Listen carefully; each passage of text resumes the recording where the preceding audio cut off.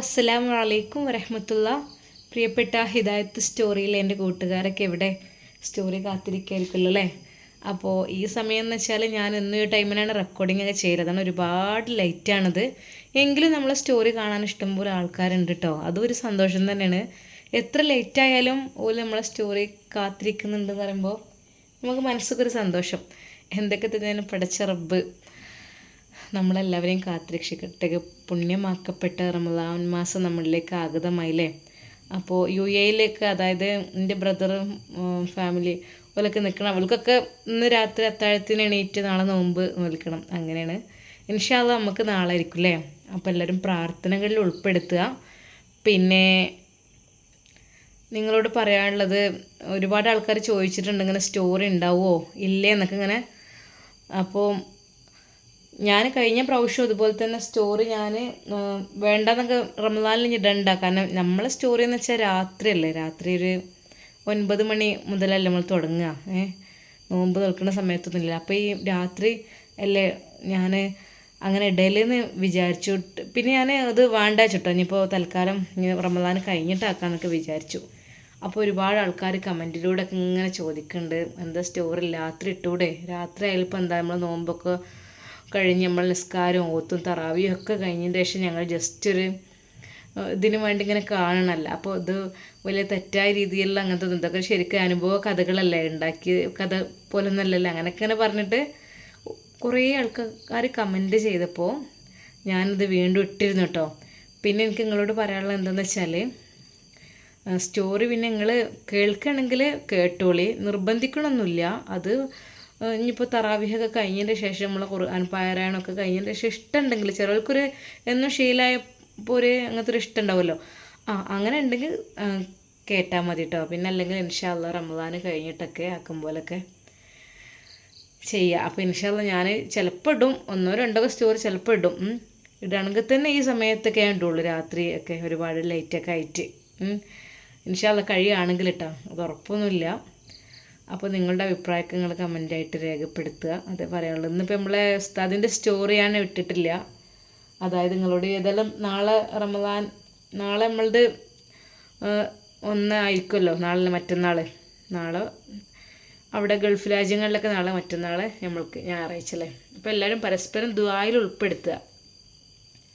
അതായത് നമ്മുടെ അടുത്ത് നിന്ന് വന്നു പോയ തെറ്റുകുറ്റങ്ങൾ, നമ്മളൊരാളെ കുറിച്ച് ഓരോന്നും പറഞ്ഞിട്ടുണ്ടാവും, അങ്ങനെ ഒരാൾക്ക് ഇഷ്ടപ്പെടാത്തത് ചീത്ത പറഞ്ഞിട്ടുണ്ടാവും, അങ്ങനെയൊക്കെ ഉണ്ടാവുമല്ലോ. നമ്മളെക്കൊണ്ട് ഒരാളുടെ മനസ്സ് വേദനിക്കാതിരിക്കുക എന്നുള്ളതാണ് ഏറ്റവും വലുത്.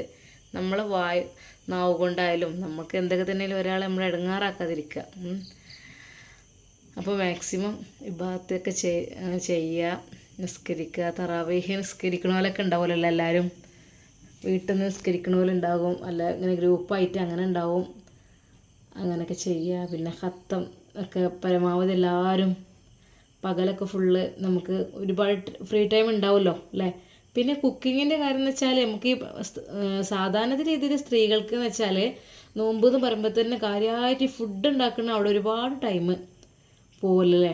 ഫുഡ് ഉണ്ടാക്കണ ആ ഒരു ഭാഗത്ത് എന്ന് വെച്ചാൽ നമുക്ക് കുറച്ച് നേരത്തെ തന്നെ ഇറങ്ങേണ്ടി വരും. 2 മണിക്കൊക്കെ അല്ലെങ്കിൽ 3 മണിക്കൊക്കെ ഇറങ്ങേണ്ടി വരും.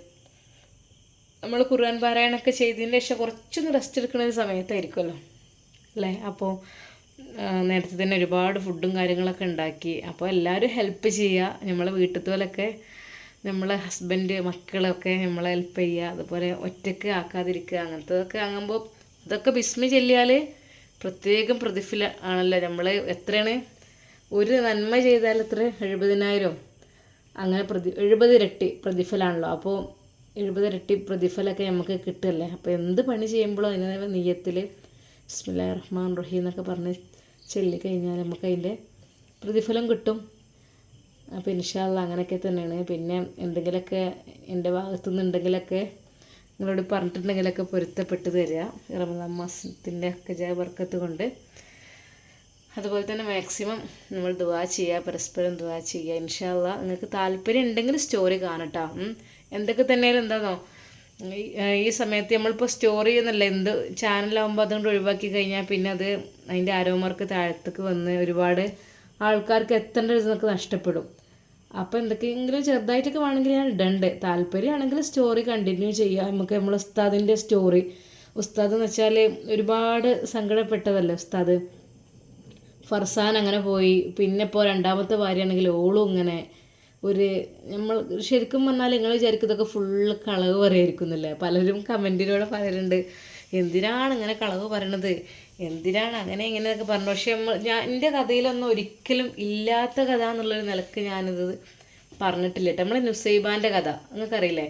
നുസൈബാൻ്റെ കഥ എന്ന് വെച്ചാൽ അതിപ്പോൾ ആ കുട്ടീൻ്റെ ഒരു അനുഭവമാണ്. ആദ്യത്തെ ഭർത്താവിൽ നിന്ന് ഏറ്റ പീഡനങ്ങൾ, പിന്നെ എന്തൊക്കെ തന്നെ ലാസ്റ്റ് അനിയൻ, അങ്ങനെയൊക്കെ എത്രയോ ഉള്ളതാണല്ലോ, അങ്ങനെയൊക്കെ കേട്ടിട്ടുണ്ടല്ലോ നിങ്ങൾ. അപ്പോൾ അങ്ങനത്തെ സ്റ്റോറി. പിന്നെ നമ്മൾ നൂർ ഫാത്തിമേൻ്റെ കഥ, അതൊരു ക്രിസ്ത്യൻസ് പെണ്ണായിരുന്നു. ആ ഒരു ക്രിസ്ത്യൻസ് ആ പെണ്ണ് എന്തൊക്കെ തന്നെയാലും പിന്നെ ഉസ്താദിനൊക്കെ ഇഷ്ടപ്പെട്ട് അങ്ങനെ കല്യാണം കഴിച്ച് അങ്ങനെ ഒരു ആഗ്രഹം അങ്ങനെ എന്തൊക്കെ തന്നെയാലും ഹിദായത്തിലേക്ക് വന്ന് അങ്ങനെയാണല്ലോ ഉസ്താദിൻ്റെ കഥ. അപ്പോൾ ഒരു കുഞ്ഞുണ്ടായി, മാഷാ അല്ലാ, ഒരു കുഞ്ഞും കൂടി അവർക്ക് ഉണ്ടാവും കേട്ടോ. അങ്ങനത്തെ അത് പിന്നെ നമ്മൾ സ്റ്റോറി അങ്ങനെ കണ്ടിന്യൂ ചെയ്തിട്ടില്ല. അതിൻ്റെ ഇടയിലാണ് മുഹ്സിനെ കടന്നു വന്നത്. അപ്പോൾ ഞാൻ പേരുകളൊക്കെ മാറ്റണേ ഉള്ളൂ, കഥാപാത്രങ്ങളൊക്കെ ഉള്ള കഥാപാത്രങ്ങളാണ്. അപ്പോൾ എല്ലാവരും ഇങ്ങനെ പറയല്ലോ എന്തിനാണ് ഈ കള്ളക്കഥകൾ പറഞ്ഞ് പ്രചരിപ്പിക്കുന്നതെന്നൊക്കെ പറഞ്ഞിട്ട്. കള്ളക്കഥ എന്ന് നമുക്ക് പറയാൻ പറ്റില്ല. കാരണം നമുക്ക് ഇപ്പോൾ മിഞ്ഞാന്നെങ്ങാനും നിങ്ങൾ കണ്ടില്ലേ പത്രത്തിലൊക്കെ ന്യൂസ്, ഒരു വീട്ടിലത്തെ ആരൊക്കെയാണ് ഇപ്പോൾ കൊലപാതകം ചെയ്തത്, ഒട്ടും പ്രതീക്ഷിക്കാതെ. ഭയങ്കര ഒരു വിഷമമുള്ളൊരു സംഭവമാണല്ലോ അപ്പോൾ അതൊക്കെ ഇപ്പോൾ നമ്മളില്ലാത്തത് കള്ളക്കഥ എന്ന് പറഞ്ഞൊരു അർത്ഥമില്ല. ഇതൊക്കെ ഇതിപ്പോൾ നമുക്കിങ്ങനെ തോന്നുമല്ലോ, ഇതിപ്പോൾ പഠിച്ചോനെ നമുക്കാണെങ്കിൽ ഒരു അവസ്ഥ. അപ്പോൾ നമുക്ക് കേൾക്കുമ്പോൾ ഒരു സങ്കടം തോന്നും. അങ്ങനെ ഞാൻ സ്റ്റോറി രൂപത്തിലൊക്കെ ഇത് വിട്ടതിട്ടാ. അതായത് നമ്മൾ നൂർ ഫാത്തിമേൻ്റെ കഥ ആയാലും മാഷാ അല്ലാ അൽഹംദുലില്ലാ ഇസ്ലാം ദീനിലേക്ക് കടന്നു വന്ന് നല്ല റാഹത്തോടു കൂടിയുള്ള ജീവിതം തന്നെയാണ് പെൺകുട്ടി ഇപ്പോഴും നയിക്കുന്നത്. അങ്ങനത്തെ സ്റ്റോറി അത്. പിന്നെ നുസൈബാൻ്റെ കഥ, അതൊക്കെ നമുക്കൊരു കഥയിലൊരു ഫിനിഷിങ് ഉണ്ടായാലാണ് അത് കണ്ടിന്യൂ ചെയ്ത് പോവുള്ളൂ. അതായത് നുസൈബ ഷമ്മാസ്, നുസൈബാൻ്റെയൊക്കെ ഇതിലൊക്കെ ഒരുപാട് തെറികളൊക്കെ കിട്ടിയിട്ടുണ്ട്. ഒരുപാട് ചീത്ത കിട്ടിയിരിക്കണ്. അങ്ങനെയാണ് ഇങ്ങനെയാണെന്നൊക്കെ പറഞ്ഞിട്ട് എന്തൊക്കെയോ ഇങ്ങോട്ട്. അത് നിങ്ങളുടെ സ്വാതന്ത്ര്യമാണ്. അതായത് നിങ്ങൾക്ക് കമൻറ്റ് ചെയ്താലുള്ള സ്വാതന്ത്ര്യം ഉണ്ടല്ലോ. എനിക്ക് ഇവിടുന്ന് വീഡിയോ ഇടാനുള്ള സ്വാതന്ത്ര്യം ഉണ്ടെങ്കിൽ നിങ്ങൾക്ക് കമൻറ്റ് ചെയ്താനുള്ള ഓപ്ഷനും ഉണ്ട്. അത് എനിക്ക് വേണമെങ്കിൽ ഡിലീറ്റ് ചെയ്യാനുള്ള ഓപ്ഷനും ഉണ്ട്. അങ്ങനെയൊക്കെ ഉണ്ടല്ലോ. പിന്നെ ഞാൻ വിചാരിച്ചു നിങ്ങളുടെ അഭിപ്രായമൊക്കെ നിങ്ങൾ പറയണം. നിങ്ങളുടെ അഭിപ്രായമൊക്കെ പറഞ്ഞ് എല്ലാവരുടെയും മനസ്സിൽ നമുക്ക് അറിയാലോ. നിങ്ങളുടെ ഇഷ്ടമുള്ള പോലെ കമൻ്റ് ഇടുക. അങ്ങനെയൊക്കെ ചിലത് കമൻറ്റ് കാണുമ്പോൾ ഭയങ്കര ഒരു സങ്കടം തോന്നും കേട്ടോ. ഞാൻ വിചാരിക്കും എന്തിനാ പഠിച്ചോനെ ഇങ്ങനെയൊക്കെ. കാരണം നമ്മളിപ്പോൾ അത്രയൊന്നും അങ്ങനെയൊക്കെ വിചാരിക്കും. പിന്നെ സ്റ്റോറി എന്നുള്ള ദീക്കിങ്ക് വരാൻ തന്നെ കാരണം ഒരിക്കലും ഇത് ഇല്ലാ കഥകൾ പറയാന്നുള്ള രീതിയിലല്ല. ഒരുപാട് ആളുകളുടെ അനുഭവങ്ങൾ, കണ്ണീരിൽ കുതിർന്ന കഥകൾ, അതൊക്കെ ഇനിയിപ്പോൾ ഇപ്പോഴും തന്നെ എനിക്ക് ഒരുപാട് ആൾക്കാർ വിളിച്ചെന്നോട് ഇങ്ങനെ പറയുന്നുണ്ട് എൻ്റെ സ്റ്റോറി ഒന്ന് പറയുമോ. അതായത് എനിക്ക് എൻ്റെ ഉമ്മ നഷ്ടപ്പെട്ടതിന് ശേഷം എൻ്റെ ഉപ്പ വേറെ കല്യാണം കഴിച്ച് അതിൽ മക്കളുണ്ടായി. പക്ഷേ എൻ്റെ ഒരു കഷ്ടപ്പാട് അതിനെക്കുറിച്ചൊന്ന് വിവരിക്കാനും അതൊന്നും പറയുമോ. അങ്ങനെ ഓരോരുത്തരും മനസ്സിൽ വെച്ചത്. അതുപോലെ തന്നെ വേറൊരു പെൺകുട്ടി എന്നോട് വിളിച്ച് പറഞ്ഞു എൻ്റെ ഹസ്ബൻഡ് ഭയങ്കര ആദ്യമൊക്കെ നല്ല സ്നേഹമായിരുന്നു, പിന്നീട് അങ്ങോട്ട് എന്നോട് സ്നേഹം തന്നെ ഇല്ലാതായി, മറ്റൊരു പെണ്ണിനോട് അങ്ങനെ ആയി, പിന്നെ ഞാൻ ഡൈവേഴ്സായി. അപ്പോൾ ഇവരൊക്കെ ഈ നുസൈബ അങ്ങനത്തെ കഥാപാത്രങ്ങൾ ഈ കഥ കേൾക്കുമ്പോൾ ഇവർക്ക് തോന്നുന്നത് എന്ത് സംഭവം എന്ന് വെച്ചാൽ ഓല കഥ പോലെ തോന്നുന്നുണ്ട് ചിലർക്ക്. അതാണ് ഈ ആൾക്കാർ ഇങ്ങനെ പിന്നെ കണ്ടിന്യൂ ചെയ്യാനൊക്കെ പറയണത്. പക്ഷേ പലർക്കും ഇഷ്ടം നമ്മൾ സിനിമ പോലെ കരുതണമല്ലോ ഉണ്ട്. അതെന്ന് വെച്ചാൽ അങ്ങനെ അഭിനയിച്ച് കാണിക്കണം. ഇതിപ്പോൾ കുറേയൊക്കെ ഉള്ളത്, പക്ഷേ പേരിലൊക്കെ മാറ്റം വരുത്തി കുറഞ്ഞ രീതിയിലൊക്കെ മാറ്റം വരുത്തിയിട്ടാണ് അത് പറയണത്. നമ്മൾ ഷെഫി ഉസ്താദിൻ്റെ സ്റ്റോറി ആയാലും അങ്ങനെ തന്നെ കേട്ടോ.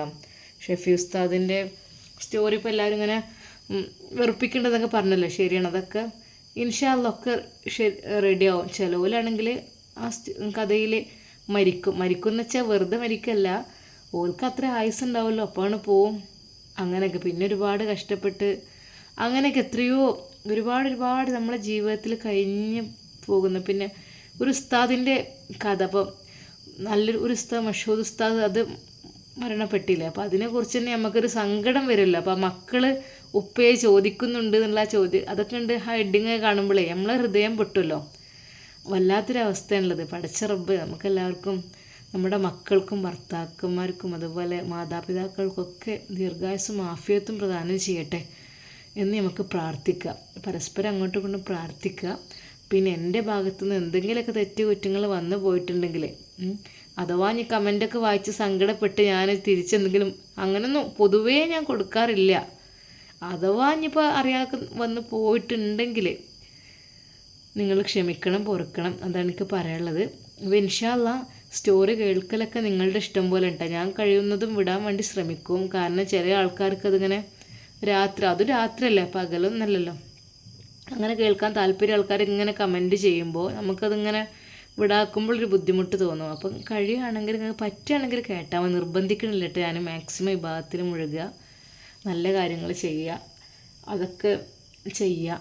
പിന്നെ സമയം ഉണ്ടെങ്കിൽ ഇഷ്ടമുണ്ടെങ്കിൽ മാത്രം കേട്ടോ. പിന്നെയെന്ന് വെച്ചാൽ നമ്മളിപ്പോൾ അത്ര വലിയ തെറ്റായ അങ്ങനത്തെ ഇതൊന്നുമല്ലല്ലോ. ഒരു അനുഭവകഥ പോലെ ഇങ്ങനെ പറയാമെന്ന് മാത്രം, അല്ലാതെ വേറൊന്നുമല്ല. നിങ്ങളാരും കള്ളക്കഥ അങ്ങനത്തെ കഥ എന്നൊക്കെ പറഞ്ഞിട്ട് കണ്ട് തെറ്റിദ്ധരിക്കണ്ട. നമ്മളെ ഫാമിലിയിൽ അല്ലെങ്കിൽ നമ്മളെ കുടുംബത്തിൽ നമ്മളെ നാട്ടിലൊക്കെ നടന്ന ഒരുപാട് കഥകൾ എത്രയോ ഉണ്ട്. അതൊക്കെ ഇങ്ങനെ പറയാൻ നിൽക്കണമെങ്കിൽ ഒരുപാടാണ്. അപ്പോൾ നിങ്ങൾക്ക് ഇഷ്ടമുണ്ട്, താല്പര്യം ഉണ്ടെങ്കിൽ കേട്ടാൽ മതി. പിന്നെ എന്ന് വെച്ചാൽ എന്തൊക്കെ തന്നെയായാലും ഒരു ഗുണപാഠം അതിൽ ഉണ്ടാവും എന്നാണ് ഞാൻ വിചാരിക്കുന്നത്. അതായത് എന്തൊക്കെ തന്നെ ഒരാൾ കഷ്ടപ്പെടുത്തുകയാണെങ്കിൽ നമുക്ക് പിന്നീട് നല്ലൊരു ജീവിതം പഠിച്ച് നമുക്ക് നൽകും. അതിൽ ഏറ്റവും പ്രധാനപ്പെട്ടതായിട്ട് ഞാൻ പറയണത് ക്ഷമിക്കുന്നവരുടെ കൂടെയാണ് അള്ളാഹു എന്നല്ലേ. ക്ഷമിച്ചവർക്കൊക്കെ വിജയമുണ്ട്, അങ്ങനെയുണ്ടല്ലോ. ക്ഷമ ഈമാൻ്റെ ഭാഗമാണ്. അത് ആലോചിക്കുമ്പോൾ അങ്ങനെ ക്ഷമിച്ചു കഴിഞ്ഞാൽ അവർക്ക് നല്ല ജീവിതം കിട്ടും. അങ്ങനെയൊക്കെ ആയിട്ടുണ്ടല്ലോ. അങ്ങനെ ഇപ്പോൾ നമ്മളെ 1-2 കഥകളിലൊക്കെ കാര്യമായിട്ട് അതിൻ്റെ കാര്യം പറയും. ഇപ്പം നമ്മളെ മുഹ്സിന ആണ് ഇപ്പോൾ ഇടങ്ങാറായി നിൽക്കുന്നത്. ഇനിയിപ്പോൾ എന്തൊക്കെ ആയിത്തീരും അതും നമുക്ക് കാത്തിരുന്ന് കാണേണ്ട കഥ തന്നെയാണ്. അതുപോലെ തന്നെ ഉസ്താദ് പാവം ഒരുപാട് കഷ്ടപ്പെടുകയാണ്. കാരണം ചിലർക്ക് അങ്ങനെയാണ്. ഞങ്ങളവിടെ ഒരു ഉസ്താദ് ആണെന്ന് തോന്നുന്നു. അപ്പോൾ 3 പെണ്ണിനെ കെട്ടിയിട്ടും ഒരു സമാധാന സുഖവും ഉണ്ടായില്ല. അങ്ങനത്തെ ഒരു അവസ്ഥ. അവസാനം ആ ഒരു പെണ്ണിൻ്റെ വീട്ടുകാർ കേസ് കൊടുക്കുകയാണ്. വെറുതെ ഇതിൻ്റെ പേരിൽ കേസ് കൊടുത്തിട്ട് അതിനെ ഇടങ്ങാറാക്കുക. അങ്ങനത്തെ ഒരു സ്റ്റോറിയൊക്കെ അത് കാണുമ്പോൾ നമുക്ക് തന്നെ അതൊക്കെ കണ്ട് അവസ്ഥ കേൾക്കുമ്പോൾ നമുക്ക് സങ്കടം വരുമല്ലോ. അങ്ങനത്തെ രീതിയിലുള്ള അനുഭവ കഥകളാണ്, അല്ലാതെ ഒരിക്കലും ഇത് കെട്ടുകഥകളോ കള്ളക്കഥകളോ അല്ല കേട്ടോ.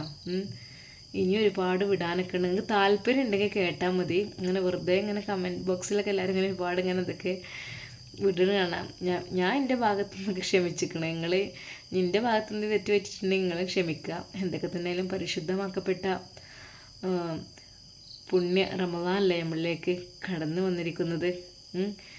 അപ്പോൾ ഇൻഷാ അല്ലാഹ് എല്ലാവരും പരസ്പരം ദുആ ചെയ്യുക. നമുക്ക് നല്ല രീതിയിൽ നോമ്പൊക്കെ നോൽക്കാനും ഇബാദത്തുകൾ ചെയ്യാനൊക്കെ ഉള്ള ഭാഗ്യം, ആരോഗ്യം, ആഫിയത്ത് എല്ലാം പടച്ച റബ്ബ് നൽകി അനുഗ്രഹിക്കട്ടെ.